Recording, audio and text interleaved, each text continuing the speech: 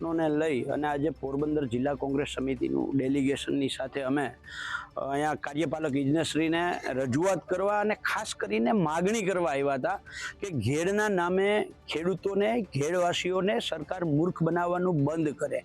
આપ સૌની હાજરીમાં જે રીતે કાર્યપાલક ઇજનેરશ્રીએ કહ્યું કે કોઈ 139 કરોડના કામ મંજૂર થયા નથી, એ તો બધા રીટેન્ડર થયા છે, 25-30 કરોડના કામ થયા છે।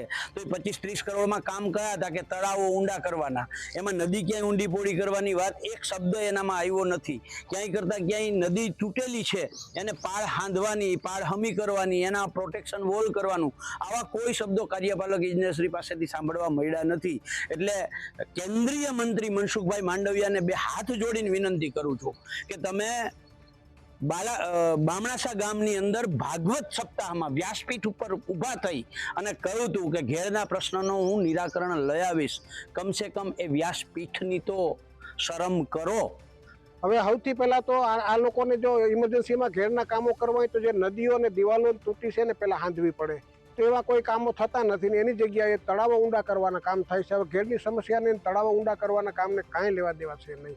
મારું મોડદર ગામ છે એ ઘેડમાં આવે છે। મારા ગામમાં આજથી 10 એવા લોકેશન છે કે જ્યાં દિવાલો કરવાની જરૂર છે, પાળા કરવાની જરૂર છે। તો આજની તારીખમાં હજી કોઈ ત્યાં 1 રૂપિયાનું સર્વે કરવા કે જોવા નથી આવ્યું અને કાર્યપાલક ઇજનેરશ્રી એમ કહે છે કે 70-80 કરોડના કામો તો અમે ટેન્ડરિંગ કરી નાખ્યા છે। તો ઘેડની સમસ્યા તો છે જ નહીં, આ તો બરડા વિસ્તારમાં તળાવો ઊંડા કરવાના કામ હાલે છે। આમાં ઘેડનો સવાલ ક્યાં આવ્યો? ઘેડના પૈસા ઘેડ માટે તો વપરાતા નથી। એટલે અમારી એવી માગણી છે કે જે તૂટેલી નદીઓ છે એને સૌ પહેલા સાંધે, નહીતર આ વર્ષે ગયા વખત કરતાં બમણું નુકસાન